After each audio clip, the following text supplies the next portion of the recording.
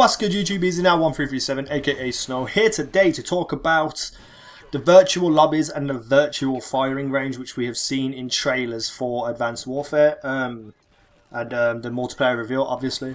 What do you think of them? Let me know in the comments. What do you personally think of them? I think they are amazing. I used to play a game called Rainbow Six Vegas, which had quite similar aspects in terms of looking at people's skins and what they're wearing and what they have. And I really enjoyed it. Like, it was so much fun to see someone rocking like a pink camo on their body or something. And essentially that's what Advanced Warfare have put into their game, but obviously nothing as silly as pink camo. I hope there is. I would love to see some pink camo, but in games like Call of Duty, you rarely see things like that except for on guns. And I mean, when was the last time you really seen a really vibrant pink camo in Call of Duty? It's been a very long time. So the whole idea behind the virtual lobby is that when you're in the lobby and you've got the list of names, you can go up and down that list and the character on screen will swap between those people, so you can see what they look like. I think you can also see what class setup they have as well, like one of their class setups anyway. And hopefully emblems and player cards as well appear on there. I'm not too sure about that yet. So, you know, you get to see what people are wearing and how badass they look, and that is important, because if you think about it, in Call of Duty, you could have as much face camo as you want, as much body camo as you want, but if you can't physically see what yourself looks like, people aren't interested in it that much. So when you're in this virtual lobby, it's like showing off your KD, except you're showing off your character, and that's great, because all the work you put in, all the things you unlock, all the way you want to look, the unique individualism behind it, you could show it off and be proud of what you look like and what your character is, and that is excellent. I'm absolutely loving that idea.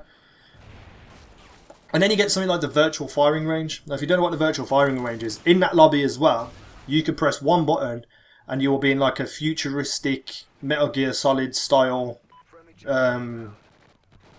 firing range, where you've got targets and it's all like, it's a little bit like Tron, all the light lines on the floor and stuff. And basically what this does is give you a chance to test out what red dot sight you've put on your gun or what gun you've just switched to.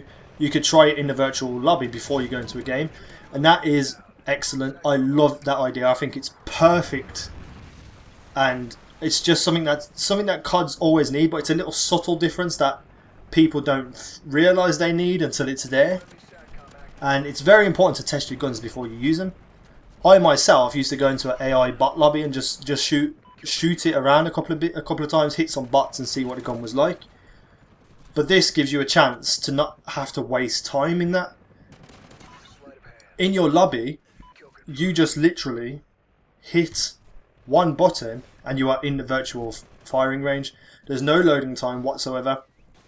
It's just preloaded and you walk straight into it, and then you can start shooting your guns. I think it's an excellent idea. I think all these little subtle changes that they're putting in there for the good could bring the whole game, no matter how much bullshit there is, it could bring the whole game together and make it worth playing. It make it worth my time to play. And I'm excited about it. I really am. I think they're doing some good stuff. They're throwing it all in there, all or nothing.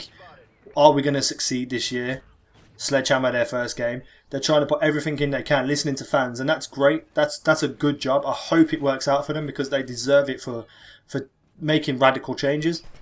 And we all want changes. We say it every year. Oh, Call of Duty's the same. We want to change stuff. And they've changed pretty much everything, but still kept it as a first-person shooter COD style game. So I'm really looking forward to it. Let me know what you think though about those two aspects, the virtual firing range and the virtual lobby, and all that good stuff. Peace out. Take care.